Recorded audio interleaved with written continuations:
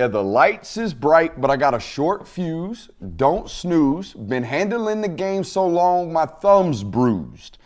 You see, a lot of people wanted to snooze on Stetson Bennett, and a lot of people wanted to make fun of the time that he spent in college football. At least make fun of the literal amount of time he spent in college football, particularly at the University of Georgia. People have had their jokes. They've taken their stabs at the fact that he was in college, like I said, for 6 years. Insert that joke about not getting a degree at any point that you want in this discussion as well. But in reality, they were all making fun of a little word we call experience. Okay, and experience, man, let me tell you something. There are certain invaluable traits that come with experience, and it's a very important thing in the game of football. Getting as many reps up as possible is an important part of any process at all. If you want to get better at something, do it over and over and over again. In theory, if you're coached well enough, you should become better at that trait over time. Well, I'll tell you this much. Stetson Bennett's experience in college paid dividends the other night in his NFL preseason debut. Okay, he made 32 college starts in college. He played in 42 games. He has seen and retained a lot of football over his career, right? A lot of football, okay? And it was evident during his debut that he knows a lot of football. And that thing translates. That idea and concept of retaining football knowledge translated during his debut. But it was more than just experience on Saturday night, Sunday night. It was more than just experience the other night on his debut. It was the fit as well. The Los Angeles Rams are an offense predicated on stretching defenses with motions horizontally, or in other words, laterally. Sounds pretty similar and unique to the Georgia space, if you will. They like to threaten with heavy play action in a boot game that needs an athlete at the position playing quarterback. Sounds a little convenient and unique to what Georgia was doing last year as well. You see, when I turned the tape on the other night of Stetson Bennett, I saw a quarterback that's been doing a lot of the same stuff that he was asked to do on Saturdays for 32 starts. Okay, I want to take a look at what retaining football information ultimately looks like on any level, right? If you know football, if you apply the concepts you've been taught, if you read and process the information in front of you, playing the quarterback position can be rather, simple is the wrong word, but it can be as simple as reading the information in front of you, processing it, and making correct decisions. I have 7 clips for you that we're going to go through. We're going to go through really, really quickly on why he performed well on Sunday night and why it was a lot based on the fact that he had 32 career college starts and he played in 42 college games. It's invaluable the amount of experience that he gained during those 6 years of college football. Again, got 7 clips for you. But before we do that, I want to give a quick shout out to Prize Picks, okay? The homies over there are supporting everything that we're doing with all the growth here on the channel. PrizePicks.com, promo code Brooks. Use that today. You can get a 100% deposit match over there. What does that mean? Well, if you put $100 in, they'll match it with $100 immediately over there on Prize Picks. Again, PrizePicks.com, promo code Brooks. Let's grind some tape. Hope everyone's doing well on this fine Wednesday evening. I know there's some high school football going on right here in the state of Georgia tonight, but we're glad that you guys chose to be here with us. Be sure to hit that like, subscribe, all that good stuff, and leave a comment if you're watching us on demand, right? If you're not watching us live, make sure you hit us up in the comments today. We got some good stuff for you. Hey, this is a football player that is very clearly and obviously still learning the system. Okay, you're going to see a guy whose footwork here on this just traditional handoff is not exactly clean and not exactly smooth, okay? He about runs into the running back right there as he goes to hand the ball off. So something we're going to see throughout the progression, or you'll watch as we go through the full film tonight over here on the Film Guy Network. This guy's not completely in depth with the offense and in lockstep with the offense just yet, okay? There are some, refinement that still needs to be going on right here with this. But hey, even though he's still playing in a relatively new offense to him, he's still a really savvy football player. He's going to give some hard counts here, and what he's ultimately going to see is he's going to see a free defender start to walk down on the line of scrimmage, okay? This guy's getting up and doing what we call creeping, right? He is creeping his footwork up to the line of scrimmage. All Stetson's going to do is keep an eye on him and say, hey, I know that's my free hat coming off the edge. He's the guy that's ultimately unaccounted for. So when I see a quarterback do stuff like this, right, watch him. He's going to immediately turn around, face up, and pretend to, at least get in front of this guy so he can't run it down.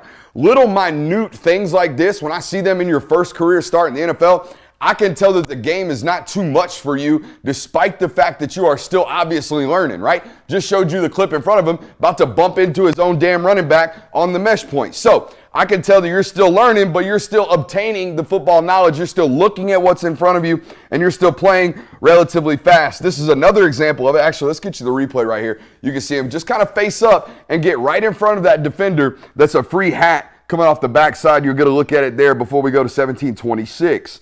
Okay, I talked about it. Hey, football can be relatively simple. Okay, football can be relatively simple. I look out here right now and I see, oh, look at there. Man coverage. Oh, that safety's real. That's Mark Webb Jr., by the way. That safety's really got his eyes on that guy right there. Ooh, look at that. We got eyes on lockdown here. We got, the eyes on lockdown here. Okay, this is the only defender that kind of looks like he might be getting high load, right? He's got two defenders over here. We don't really know what he's in, but it looks to me like, hey, we got man coverage. Right? We got man coverage. And when I look out here and I see man coverage, what do I see at the top? I know I got this speed out and I see I got 9 yards of cushion. I got 9 yards of cushion against man coverage. So you know what we're going to do as a quarterback who's played 32 college starts, who's played in 42 college games? Well, by God, we're going to read man coverage. We're going to read the green leverage, as we call it, right? There's leverage that's giving us green grass. We're going to read the green leverage. We're going to play on time. We're going to get the ball out on 3rd and 4, and we're going to let our wide receiver make an opportunity to make a play, right? It's playing high-level football right here. And again, make the jokes. 6 years in college. 6 years in college identifies this immediately. He knows what he's doing. Boom, he gets the 3 at the top of his drop. Ain't no loads. Ball's coming out right now, right? There is no hesitation. There's no thought processes. There's immediately, I know where I'm going as soon as the ball snapped. That's easy money. Easy money for a guy who's just out here in his first career start. Let's go to 25-27. I got some more juice for you before we get out of here. Okay, 25-27. I went to the wrong one. 23-45. That's on me. 23-45. Why don't you just clip them? 23-45. Hey, we got to beat 2 people here. Okay, this is the touchdown pass he throws right here. We got a deep button hook for number 2. We got a clear out right here on 3rd, and this is 3rd and goal from the 12. They had a holding call that got him backed up here, right? I don't know what's out here, but we're going to mark it off. But here's the deal.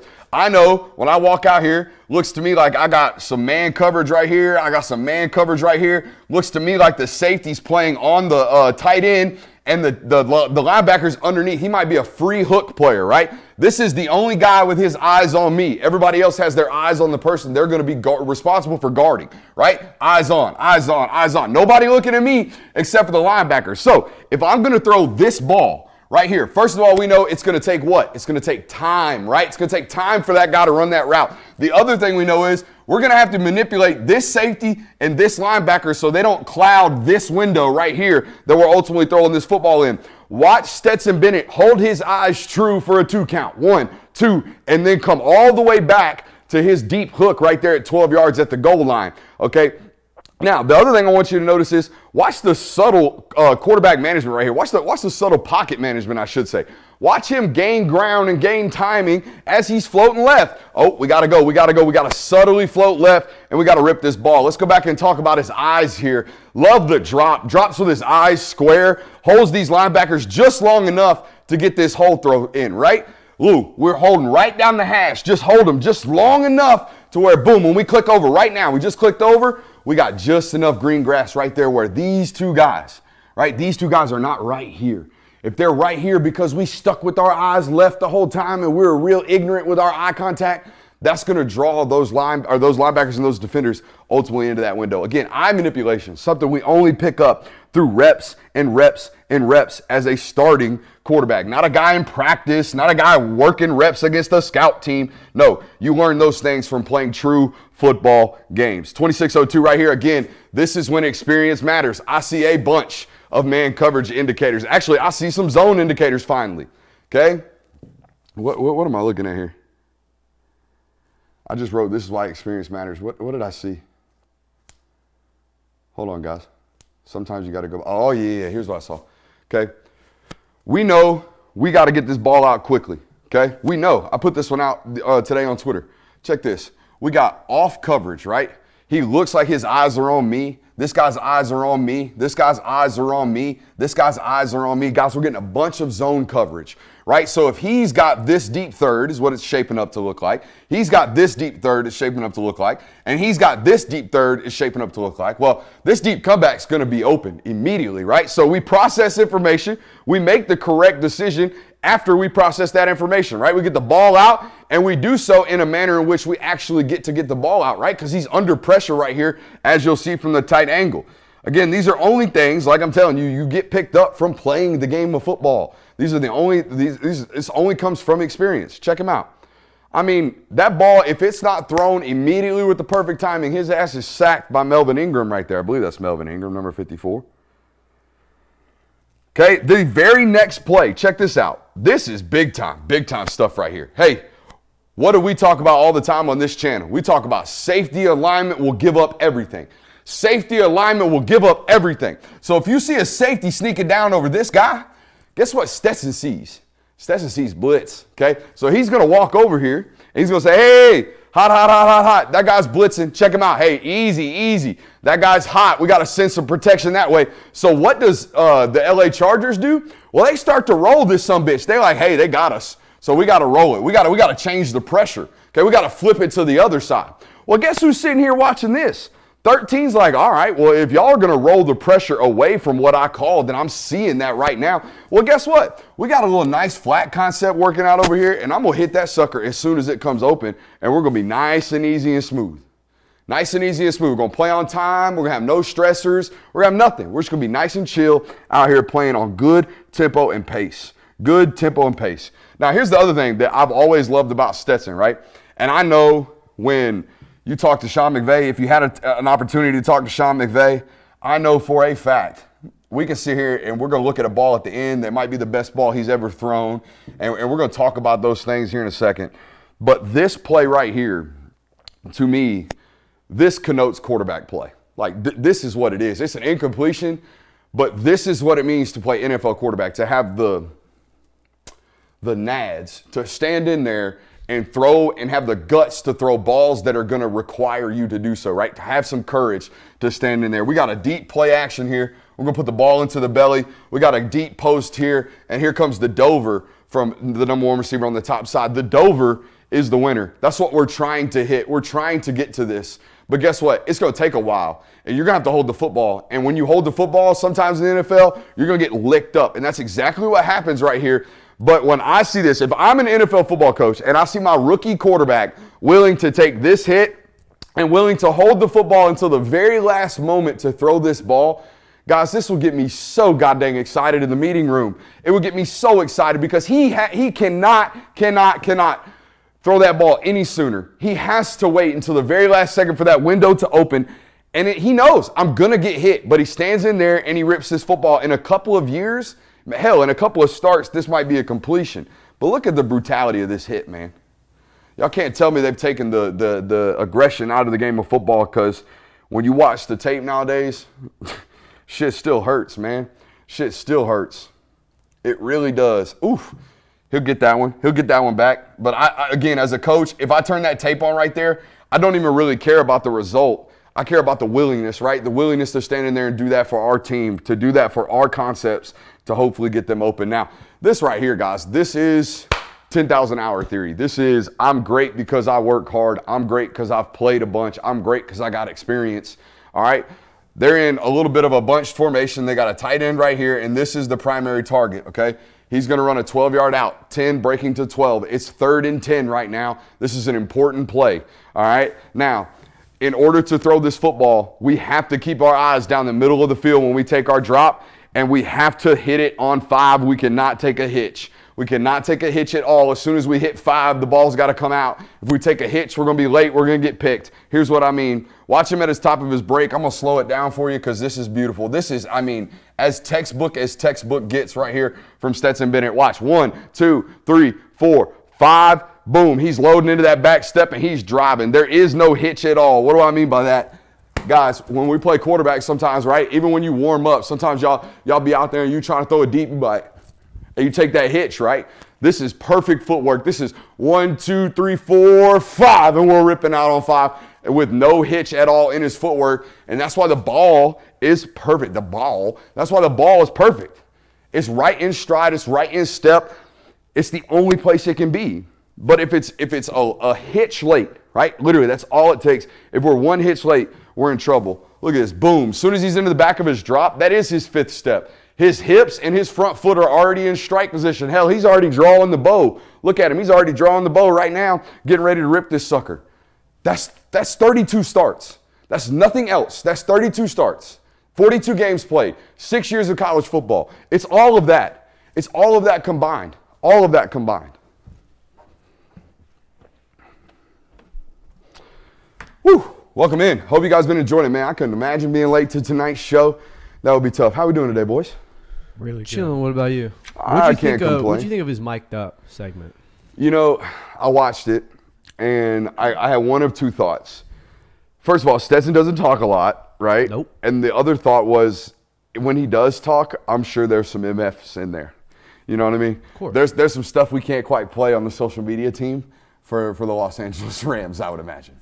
Yeah, he pretty much sounded the way I thought he would, mic'd up. Like, doesn't exactly give you a lot, but I could see him giving you a little bit more maybe when he's not mic'd up. But there was a few parts in it where they kind of definitely blurred out the volume. I think it's kind of refreshing to see as someone who may not be as understanding of the game or know him as well, because if you see Stetson Bennett off the field, he kind of comes off as standoffish, even a little rude at times. So to see him even in that game environment being very quiet, few words, doesn't say a whole lot. Yeah. I think it's probably good to see for people. I've always told people, I think we're the only network, not to say this as a brag, but it's just a fact. I think we're the only network that interviewed him outside of the Georgia media space, right? Outside of like, hey, you have to go talk to the media people. You got 15 minutes, just go survive it. We're the only people that he sat down with and gave 90 minutes. And I'm going to be honest, I don't know that dude. I've said this all the time. I spent 90 minutes with that guy. Just me and him, not on a live situation. We're recording this. We're just hanging out talking ball at like 10:30 on a Friday night. He randomly hit me up. It's like, yeah, I'll do it. Come on. So I rushed home, turned the cameras on, and now we're interviewing Stetson Bennett. And like 90 minutes got done, turned the cameras off, and I was like, I don't know that dude. I don't know nothing about that guy. I don't know, if he liked that. I don't know if he enjoyed that. I don't know if he hated that. The only, sign or indication that he enjoyed it was that, the relationship continued afterwards. But no, dude, he's an impossible dude to read, I would say really the only place where you kind of even get some type of emotion or you kind of figure out the type of person that he is on the football field. And it's in very small spurts. Like when he scored that rushing touchdown against Tennessee and he's putting his hand up to his head with the telephone thing. Like, I think that's where you kind of get some of his emotion. But outside of that, you really don't get much of it or anything. I think his buddies get a lot of him. A lot of the true Stetson Bennett, whatever that is, the Blackshear Georgia Stetson Bennett, whatever that is. I'm sure it's Ruckus. What kind of beer do you think Stetson drinks, or do you think he's a liquor guy? Definitely a liquor guy. Definitely a liquor guy. I can't see him drinking Definitely beer. a liquor. Yeah, Most probably. definitely. High-end bourbon once he got some money. Yeah, wasn't that Pappy? The Pappy Van Winkle was Van chugging Winkle. Pappy after the first natty. Yeah, no doubt about it. I think, obviously, we talked a little bit about, you're in one. Obviously, we talked a little bit about, see, I didn't know. I don't know. I got you, man. I'm going to stop micromanaging my boy. That was like a reflex. It was like, it just happened. My bad. We talked about it a little bit, but I think it's a perfect fit, right? We're gonna watch the rest of the film here on the network just after this. Once we get done doing live, we're going to go out on the board and record a film study with all of those clips from last night. There's some really, really good stuff in there just from hey, he clearly learned that at Georgia, or hey, this is something that we need to teach, right? It's going to be different, not different. We're going to do all the Georgia film study around here on this network, but like I had someone ask the other day, why are we watching Stetson Bennett film? He doesn't go to Georgia anymore. A, there's no new film. B, just because we're watching Rams football doesn't mean you can't learn from it. I know you want to watch Georgia tape all day long, and I get that. But guess who doesn't just watch Georgia tape? Georgia. Walked into the media room the other day, they had, and this isn't insider information because I didn't mess with it, I'm not willing to get in trouble about this, but they had up on the film, they were watching Bucks film, Tampa Bay Bucks film, defensive film. So if they're studying it, if other minds are studying it, why can't we bring it to you and teach you a little something about it, right? So as we grow, as things continue to change right here, don't just freak out because you're seeing USC jerseys. Well, we might want to learn something from it because there might be some knowledge there, might be some nuggets there. And again, nobody just studies one team, okay? All football minds in this world, they study in football. And if we can learn something from it, by God, that's the juice. That's what we want, right? That's the Film Guy Network. That's what we're all about here on this channel. Guys, got a great show for you guys. We're going to talk about George Pickens balling out in the NFL. We're going to talk about some concepts of the day. High school football started today in the state of Georgia. We're going to tease some content coming out next week regarding high school football here in the state. And, of course, we got give them three. We're going to give three bold predictions for the 2023 season. And, gentlemen, I think that's probably where we should start. I'll start. How should we do this? You guys want to start? How you want to do it? I don't care. It doesn't matter to me. I'm good with whatever. All right, well, we'll let you go first. All right, you want me to go first? Yeah. All right. First one. Georgia has 3 receivers go over 500 receiving yards this season, which that might not sound like a bold prediction, but that hasn't happened since 2011 with Malcolm Mitchell, Tavares King, and Orson Charles. So I think Georgia's going to have 3 of them this year. Oh, that's a mild take. If you told me 600, maybe 650. We can bump it up to 600. Nah, we'll leave it at 5. So because you got to hit the 3 rack, just like Prize Picks. We got to hit the trilogy. All right. Yeah. Next one, Javon Ballard ends the season with at least 5 interceptions. I think him playing back safety, he showed kind of that ball skills in the national championship game where he had the over-the-shoulder catch against TCU. I think him being back there and playing a lot more at safety, it's going to give him a lot of opportunities to make plays on the ball. 2 things. Teams will stay away from throwing in Malachi Starks' direction, you would imagine. And you are right. He has a knack for playmaking abilities. He finds his way to be around the football somehow, some way. I like that one too. Who was the last Georgia defender to have 5 or more? It's got to be Dominic Sanders. That's what I was thinking. Right? It's got to be Dominic Sanders. I was thinking Richard LeCount, but he might have had 5 total. I don't know. I didn't check, but my mind instantly went to Dominic Sanders. Definitely had 5. And then my last one, Georgia's offense finishes as the most explosive offense in all of college football. And this is tied back to, in 2012, Aaron Murray had the 2nd most throws that went for 40 yards or more in the country and the 3rd most passes that went for 50 yards or more in the country. That was with Mike Bobo as his offensive coordinator. So I think them maybe having to lean on the passing game a little bit more, Mike Bobo coming back to the offense, I think that could really open things up because Georgia really wasn't that explosive offensively last year when you kind of look in the grand scheme of things amongst the rest of college football. So I think they get back to that. How many 40-yarder touchdowns did you say? I didn't say how many. I believe the stat's 16 though. 16 total? Yeah. So that's 40 and 50-yard touchdowns combined? Well, that was 40 plus, and then I can't remember how many 50 yards he had Either way, though. 16 touchdowns and 40-plus yards. That means if they do that, right, if they do that type of production, Arian Smith had himself a hell of a year. You know what I mean? Like that's the guy this year. And Brock Bowers, of course, obviously he's had a career of he's probably got 3 or 4 of those, right? Yeah. One against South Carolina, one against Georgia Tech, one against UAB. Heck, I think he had one against TCU. Where he had a big one 40-plus against yarder TCU. Against TCU as well. So that guy's made a career out of being running wide open and having quite a bit of success after the catch. I like those. Hey, Dr. J. Will, let's give him 3. I've been going back and listening to those. They actually come out pretty nice now that we fixed the audio issues. I'm wondering, and I'll never know unless the chat fills me up right here. Do you think they're catching on? Do you think the fans I saw at home some are people like, saying that they were giving them 3 at home. hell yeah, give them 3. I like that. You know what? We ought to give the fans 3. Let's give them 3. I like that right there. What do you got for me, Kirby? All right, so the first one I had is kind of interesting. I said Lawson Lucky, Pierce Sperlin, Brock Bowers, and Oscar Delp all catch a receiving touchdown this year. Which means they play somewhat meaningful minutes because they only had 3 tight ends catch it last year, which isn't hard to fathom. Oh, dude. Our boy Rylan Goody was hot about that. Mm-hmm. Rylan Goody played 4 years at the University of Georgia and doesn't have a single career reception. They drew a play up for him, right, in a game. I believe so. And something happened, something went wrong, and it wasn't someone checked out of it or something. Yeah. But yeah, there was some displeasure, shall we say, with our boy Goody and the offensive coaching staff. But yeah, I think Goody should have got him 1 last year. But no, that's not too hot. The only concern now is obviously now that we're here. Let's talk about Lawson Lucky's high ankle sprain.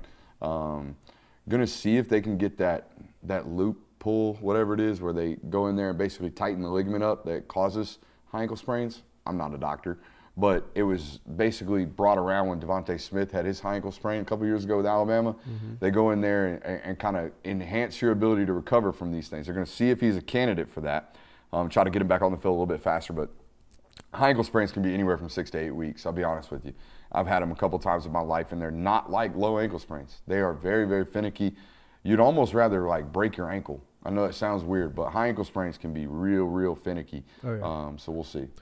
All right, I just realized all of my hot takes are tight end based, but this next one is Brock Bowers finishes the season with 1,100 receiving yards and 15 touchdowns. Wow.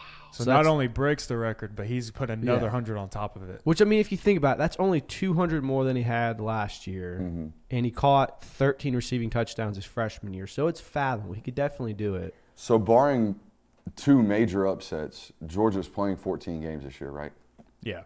Right. They're playing 14 games. Yeah. So what is 1,100 divided by 14? It's like 85 yards a game, something like that. That's very, very doable. My only concern with the statistical bold predictions with Georgia is how shitty their schedule is and how much they'll be blowing teams out. I was gonna have Heisman contender stuff, but I looked at it as like, because we talk about Brock Vandegrift's gonna have more fourth quarter completions than Carson Beck by the end of November, just because Carson Beck's gonna not play for the majority of the fourth quarter. And if he is, you have yards. a problem. Oh, my bad. No, I didn't mean to step on you. 79 yards. You have to average that. Hey, my math be mathing. Yeah, that's not bad. At all. And then my last one, Brock Bowers has 25 carries at least. Ooh, that's heavy. That's heavy. Dude, that's 2 carries a game. Yeah. That's heavy. Yeah, he had 9 last year, and that was the most he had. Okay, so you think he's going to more than double? Oh, yeah, I think so. 125% increase I mean, in carries. you talked about the running back room is kind of iffy right now. Kind of. The end arounds have worked. They've been working him in sort of at running back. It's all signs point to the fact that he might get 3 or 4 carries in a game here and there. I think even like think about heavy packages when they go in that heavy package. Yeah. He'll be the running back. You know what? We're going to file that under takes I don't hate. You know? I don't love it. I don't think it's going to It's hot. But you know what? I don't hate it. It's a hot take. It is very hot. Hey, Christian Kirby, let's give him 3. Here we go. I got my 3 hot takes. Bold predictions. These are not hot takes, rather predictions I'm hot about. And again, I know I said statistical predictions for offensive players really, really scare me, but this one I'm good with because we saw the guy before him do it, and I think the offense is going to tailor itself more towards the passing game. Anyways, Carson Beck, 4,000 yards. I know that's not heavy. Like, it's not 4,200 yards and 40 touchdowns like some people are predicting from Carson Beck this year, but I do think he has a statistically above average year. He has a 4,000-yard season, and he might have a seat out there in New York. Damon Wilson, freshman outside linebacker for Georgia this year. I think he's going to be their Sam on third downs. I think he's going to be the guy that's tasked to be the quote-unquote pass rush specialist this year. I think he's going to have 6+ sacks. Not a heavy, like 10-sack-plus season from him because they're not going to throw him out on the field early in the season. I would imagine they allow him to kind of get his feet wet in college football. And number 3, probably the most bold of all these predictions, I think Cash Jones is going to lead all running backs in total yards. Like yards from scrimmage, I think Cash Jones is going to be that guy. Because of all the running backs in the room, let's assume everybody's healthy. Kendall Milton, Dejon Edwards, Branson Robinson, Roger Robinson, all of them. Everybody's healthy. Nobody can do out of the backfield what Cash Jones can do. And for that reason, he will play on third downs and he will lead this team in receptions out of the backfield. Those, gentlemen, are my 3 bold predictions for the 2023 season. And I know right now the Discord chat is just popping with that Cash Jones love. That is not a joke. That is not a troll. That is not a tip of the cap to the folks. I truly believe it. And just go back and watch the spring game, dude. Cash Jones is making people miss left and right. Not a narrow one first defender made the tackle on him in G-Day. And I think that's going to happen on Saturdays this fall too. Because if Georgia can't tackle you, can't nobody tackle you. Yeah. I like the Cash Jones one. That's probably the best, bold. That's probably the boldest prediction in my opinion. Although your 25 carries for Brock Bowers, that's pretty hot. Bold. That's not even bold. That's hot. But I like those 3. I did. You definitely brought the heat on that one. That is not a cold take. Hey, let's take a quick second. I want to tell y'all to hit that thumbs up button, like, subscribe, all that good stuff. Get in here and show some love to the chat. We got a loaded up show remaining for you guys. I want to get into this George Pickens take because this is one of the hottest takes. We're talking about hot takes. This is a hot take. And I know normally everybody comes on here and they expect Brooks to say great things about Georgia players and only great things about Georgia players. But this right here, this is insanity. All right, this is some crazy ass shit right here. Ryan Clark, for those of you who don't know, is an NFL expert for ESPN. He came out here and said today that George Pickens is far more talented.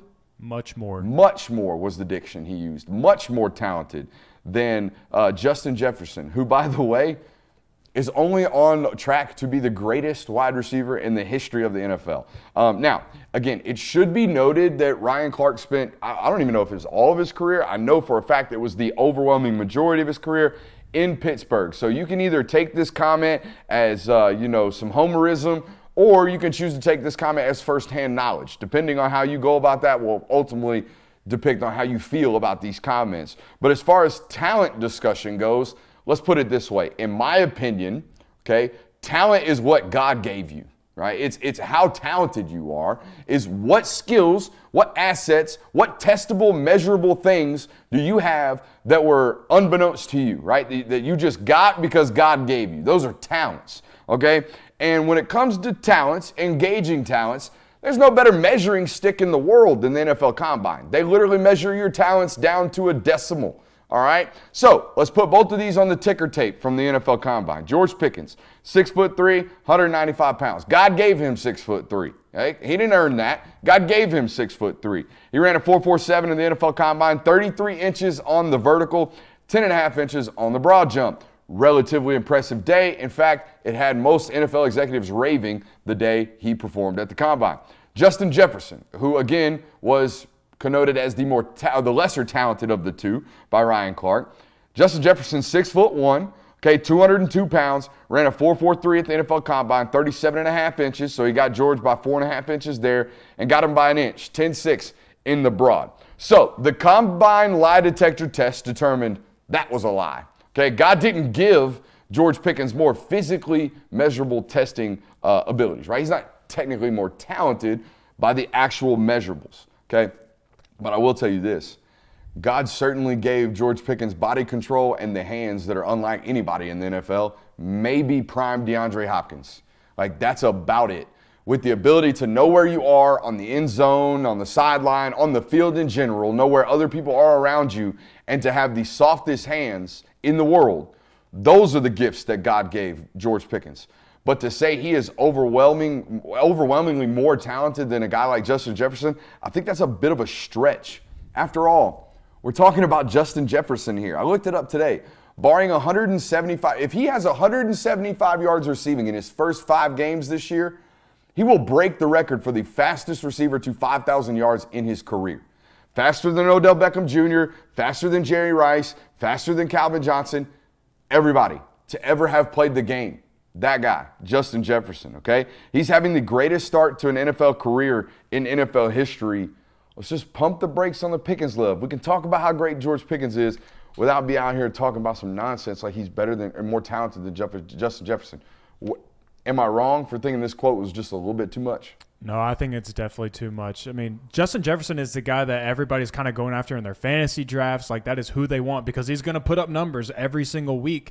And he is probably the best wide receiver in the NFL right now. So I wouldn't, not to say that George Pickens can't kind of get himself into that realm maybe in a year or two. Like, maybe this year he just absolutely explodes and he can maybe start getting himself into that conversation. But it's tough to put anybody in the same sentence as Justin Jefferson right now. I think a lot of times we kind of fall into this trap that talent equates production and things such as that, where I don't know how you can measure even measurables like 40 time, combine speed, broad jump, vertical, things such as that. Is that the measure for talent? Because we have guys that go on the combine and test super well and then they can't play it down. That their talent doesn't equate to the NFL. I think it's very hard to say talent-wise someone's better and make a sound argument as to why they are or are not.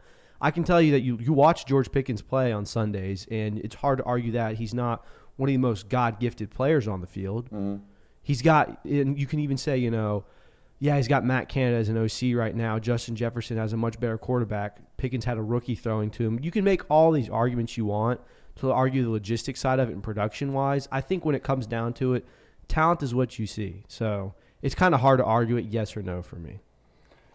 I think if you ever watch George play, it's hard not to think he's one of the most talented human beings to ever walk the planet, because it's so easy for him, down in and down out. Even on the NFL level, it seems that he is just, and he's got a flair for the wow, a passion for the wow.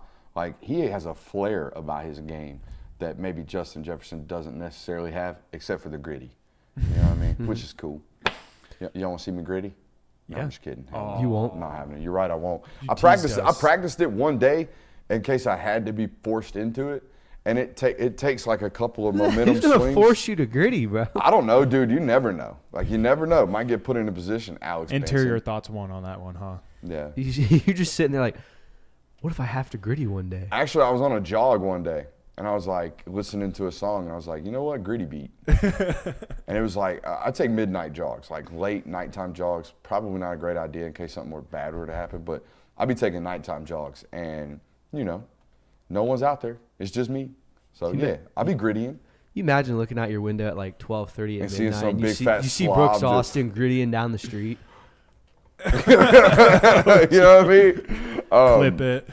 But I think an interesting thing to ask is swap Justin Jefferson and George Pickens. Give Justin Jefferson George Pickens' career path where he goes to Georgia, has Jake Fromm as a quarterback. George Pickens is on LSU, has Joe Burrow, all this. Does the outlook and production change that much? And I don't know how you can answer that without backing up with factual basis. I think the only thing that might change is he probably gets drafted a little higher. Because if he goes to LSU with Joe Burrow and he's that guy on LSU's offense and the production is there, that was really what felt like the only thing that was lacking when you looked at George Pickens from an NFL standpoint was he had one really good year his freshman year, and then it was kind of late in the season when JT Daniels started playing in 2020, and then the next year tore his ACL, played in like 3 games, so it was kind of hard to judge him on production. Wasn't even really a full year that he balled out in 2019. It was basically just a Baylor game. He had 175 yards against Baylor. I think he had 700 yards total on the season. So, like, what's that? 20% of his production came in one game. Yeah. It was a bowl game. So, yeah, the George Pickens career, particularly now that he's having such success on the NFL level, that one will go by as like he'll get put on in 10 years from now when kids are asked, hey, who's the greatest Georgia football players? Pickens is going to be named, despite the fact that he only played like 17 games at the University of Georgia. And if you were around, like all you people were, and everyone was around when we covered it and it happened, I feel like saddened for Georgia fans that you didn't get to see the George Pickens that you're seeing right now. That's the sad part to me, because he should have won a Biletnikoff. He should have had 1,000 yards. He should have done all these things. And it's not to say that his Georgia career was a disappointment. It left something to be desired. I mean, from a totality standpoint, it just wasn't enough. There was way too many flashes to not have the totality. Yeah, I think a lot of it were circumstances you could control and circumstances you couldn't control. I mean, you get suspended for essentially a full game against Georgia Tech because you missed the back half. LSU. Well, yeah, Yeah. you missed the back half against the Georgia Tech game and then the first half of LSU, so that's essentially a full game. 2020 comes, you don't play as many games. You tear your ACL in 2021, which is arguably the best Georgia team of all time. So a lot of stuff he can't control, but it is what it is at this point. Really, really fishy pectoral injury in the middle of that 2020 season. Y'all remember that? Yeah, I do. Vaguely, yeah. It was like, workout warrior George Pickens has torn his pec? You tear a pec. You tore a pec middle of season, huh? That's wild. That's crazy. Wink, wink. Shouts out to the Patriot, huh? This idea that he's more talented than Justin Jefferson, I guess we could get to that point. We could make the argument in the long run, but I don't necessarily know about that. Hey, should we talk a little bit more football? Oh, yeah. Why Let's not? talk a little bit more football. Can you show me that clip of Todd Monken and them boys running what I call the Lad McConkey play? Do we not have it loaded up? Oh, no, it's right here.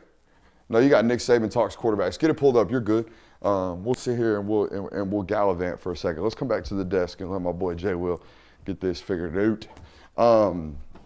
But no, we were talking, or we were seeing on social media earlier today, Todd Monken has taken the famous tunnel screen from Georgia and he's running in the NFL. Tunnel screens in the NFL, not something that typically work. Not something you see a lot of. The team speed's way too good, right? It's way too fast. But Georgia ran it successfully, and Todd Monken has taken this concept back to the NFL. I got to think about this today. Is this Monken taking NFL concepts to college and then back to the NFL, or is this Monken taking college concepts to the NFL? I don't really know. You guys tell me. But here's the deal. So what they were having, they got a tunnel coming out here. This is an H-back. He might as well be a fullback, this big old joker right here. But what they were having, okay, is they were having issues with these edge defenders chasing down the tunnel screen that's ultimately coming right here. Okay, so as an offensive coordinating staff, they had to figure out, hey, how do we manipulate these two defenders just enough? All we got to do is pull them one step inward to bring them down the line of scrimmage so we can throw this tunnel screen and throw it effectively. Well, a good way to do it is we know that defensive linemen, I'm not going to say they're dumb, but defensive linemen will allow you to manipulate them, meaning they are reading and reacting. Most of them are taught to key off of the guards or the tackles in front of them and then respond to that. So when they see a left guard pull, this three technique's natural inclination is to chase. Okay, follow the guard's ass, he'll take you to the play. That's 9 times out of 10, that's how coaches teach these concepts, right? Guard away, pull, guard away, chase, right? Guard away, pull, guard away, chase. So as soon as this guard pulls, you'll see this defensive tackle take a whole step down. Boom, look at both these guys. Both these guys are sucked down with their shoulders square, eyes on the back, right? Because they got action in front of them that connoted some type of run game scheme. So they get pulled just down a little bit. We got a block out here. We got a tackle coming free. And here comes the tunnel screen right down the hole. Okay, right down the chute. Pause. If we can get it to play. There it goes. Okay. Again, this is a play that Georgia ran for years under Monken. Okay, I remember Ladd McConkey scoring on this play against Alabama. I remember Kenny McIntosh scoring on this play against TCU. I remember a bunch of different guys in years past having success off of this play. But again, all it is manipulating that guard or that backside three technique, right? Again, every time they see this action, this three tech is taught to run and chase because 9 times out of 10, he'll take you right to the ball carrier. And that's the action that they faked, right? And then they threw the tunnel out this way. Really, really hard to defend. Another thing, if you go back and watch that, watch the Mike linebacker. His first step is reacting to that guard pulling. Because essentially, I think it's also kind of to clear out the Mike. Talking about my buddy right here? Yeah, watch him. He reacts to the guard pulling. Yep. Boom. Just a step. That's all you need. That's all we need, right? If we can burn, and that's all we're doing. We're burning the front side guard, who, by the way. Because look at the wall that's in front of him. Right? Yeah, I know. You're not making that tackle. Yeah. And by the way, this front side guard who they pulled out here and wasted, he probably not going to run down the front side linebacker that they manipulated anyway. So the step that they can gain by sending one guy to the front side is worth more than anything else. That three tech, look, that's the one who almost makes the play. 97, right here. This guy, the one that they ultimately were manipulating with the guard pull. Okay? So that's all it is, man. Minor details in coordinating to give guys fits. Did I give you everything you need over there? I think I did. All right, what else we got? Oh, high school football started today. I think Parkview and Kell are playing right now. Don't know exactly what the score is over there. Kell, a really good high school football team. Mike Matthews obviously plays for Parkview. They got a safety, Zealous Hicks. Zealous Hicks. That's going to be a top 100 player in 2026 in a couple of years. That Georgia was his first offer.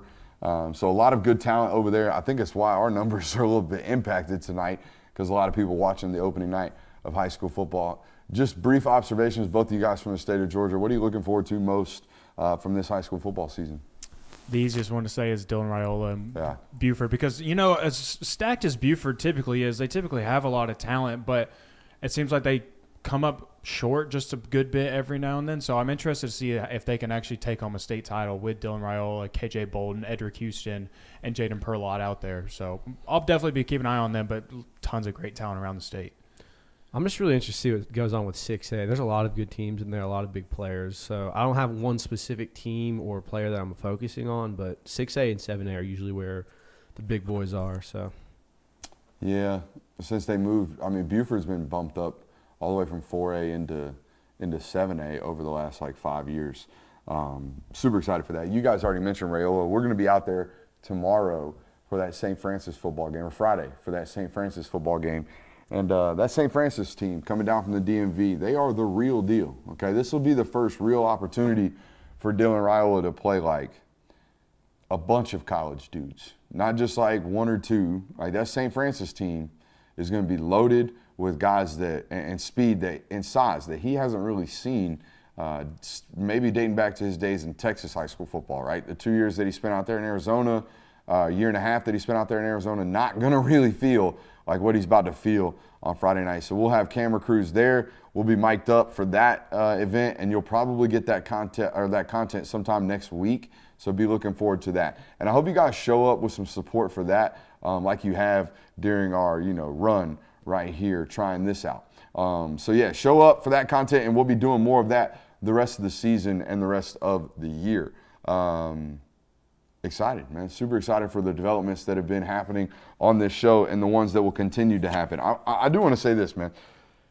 There are going to be some people who maybe you liked it the old way. Maybe you did. Maybe you liked me just standing there with a microphone and just gallivanting and gas bagging for an hour. And honestly, a part of me liked it too. But a part of me knew that that's not where this needed to be and be forever.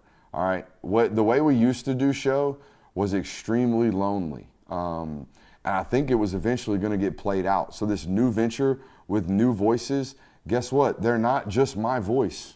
Okay, forgive me if I didn't want to do content the rest of my life by my damn self.